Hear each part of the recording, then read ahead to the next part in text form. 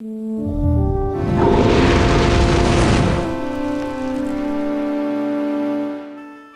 bored dungeon master can be a dangerous one.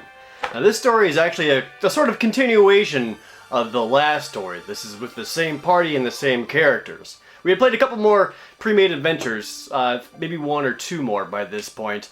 I was still playing my rogue, now assassin, so I believe he was level 5 rogue and either level 2 or 3 assassin. And the dungeon master, as it happens to the best of us, started getting bored. And that happens, especially when you're just doing pre-made adventures. There's not a whole lot of creativity that you can do. So the dungeon master, again, my older brother, just started getting bored and didn't really want to do anything, and the rest of us were kind of like, oh, alright, just lost interest. And, that happens. But, shortly after we had finished that last adventure, where he suddenly said, where he said that, he was bored, maybe a half hour later, I don't know why, I don't know what suddenly sparked it, but he said, oh my god, I just got a great idea. I can't believe no one's ever done this before. And he goes, everyone, get your character sheets. We're playing right now. And naturally, we're all like, oh, yeah, awesome. Let's do this. Let's get back into it. We're ready to go. Yeah. He's energetic. He's excited. He's got something great planned. Let's do this. And he basically set us up for a one-shot encounter. Like, it's a really, really cool encounter, and it's going to be just that. And all of us were like, yeah, all right. Cool, I'm ready. Let's do this. And we're placed into a sort of forest setting. I believe we were in a clearing alongside this forest. And we're just trotting along, and there wasn't much setup, but I don't know where. We're being attacked. We're a magic spell coming from the trees. Explodes in front of us, hits the dirt, and explodes dirt in our faces. And we're like, oh damn, someone's trying to attack us. And we look over into the trees, and we see nobody. Nothing was there, and so we all immediately get on guard. Playing my assassin, since I can't see him, I'm unable to actually study my target, so I can do the death attack for the insta-kill, pending a fortitude save, but whatever. So we're all prepared, trying to figure out what exactly is going on. And then the next round, another magic bolt comes from the trees, but farther from a different side from where the first one came from. And he fired at I don't remember. It's not important. We'll say the ranger, and he hit him. So we're like, oh crap! So with these bolts coming from different directions, we're like, oh my god, there's two invisible magic using dudes trying to mess us up for some reason. We're like, okay. But when he actually used that spell, it caused him to become visible for just a moment. And during this, we knew he's going to become invisible again, and we wouldn't be able to continue fighting him. So he was constantly casting invisibility on himself and vanishing. Then the other one would appear and show up. But our dragon disciple, who started off as a sorcerer, got a brilliant idea. He cast Prestidigitation onto the target, that brief moment when he's available. He might even use it as a reaction, I don't recall. But the moment he was available, the sorcerer just went, Prestidigitation, ha!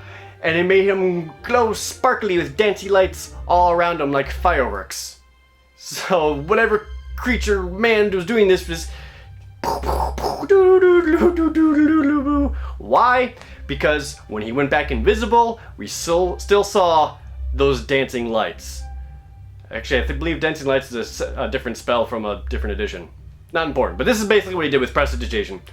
So suddenly, we knew exactly where he was all the times. I was able to whip out my crossbow and start shooting at him. The rangers will start flinging shots, casting spells, etc. And with that, we actually discovered that there was only one enemy. There wasn't multiples. He was just going invisible and moving along the treetops and firing at us to make us believe that there was more than one.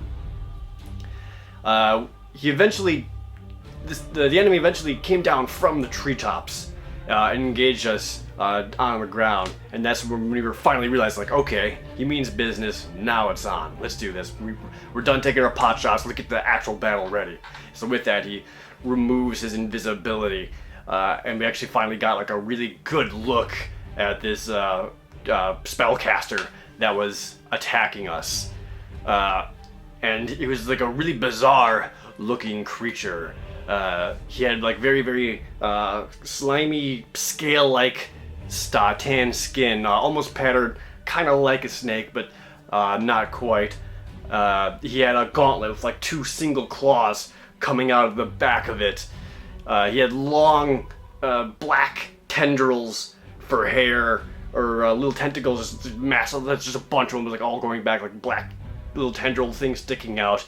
And he had tiny, beady eyes that he was staring us down with, and his mouth was this bizarre, like fanged thing, where it had like 2 fangs up and 2 fangs down, and it opened quite wide. It looked like there was another mouth inside of there. And every time he spoke and creaked, it was like a weird, like rattle and crackling, like. We were fighting the Predator. I don't know why this suddenly jumped into his head that we should fight the Predator, but it came to his head. They thought it'd be a good idea to fight. Now I should also mention the Predator we were fighting also had a gun. Why not?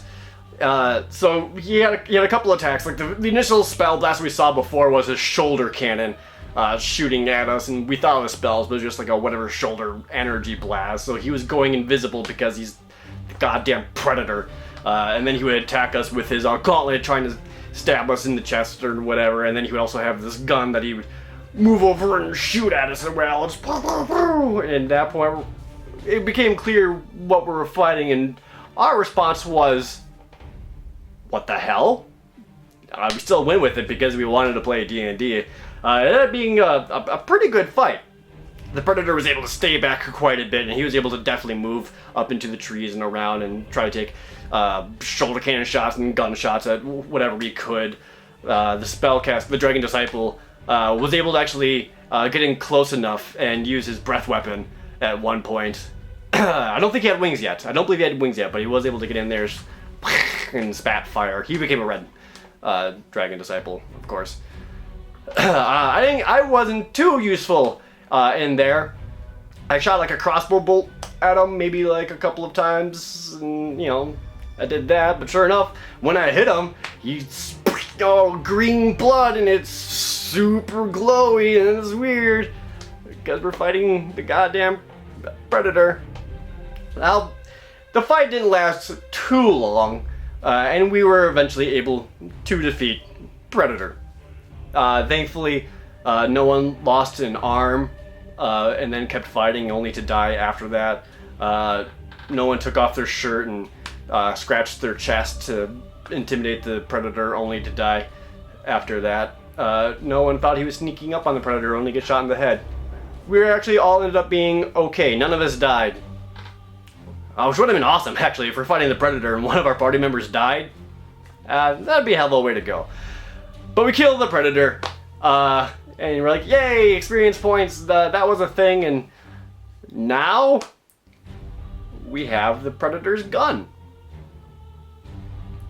And is basically, they basically made it a magic device, where we would need to like study and figure it out, and we would need to have like a high enough use magic device skill check to even be able to use this thing and figure out how a trigger works. But that's fine. Crossbows had triggers. We can figure out triggers. It's besides the point. So he made the ruling that you can't use this unless you have unless your use magic device skill is so high so you can actually use the gun. Funny thing about that, when I made my rogue initially, he was a human with higher intelligence. This is by the 3.5 edition rules, I believe, at this point, so skill points were still very much a thing. As a human, I got bonus skill points. With 14 intelligence, I got even more skill points. As a rogue, I got a crap ton of skill points. And one of those main skills that I continued to put points into was use magic device.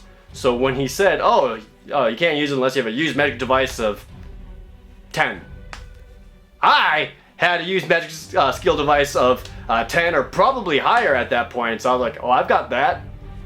Don't think he remembered that about my character sheet.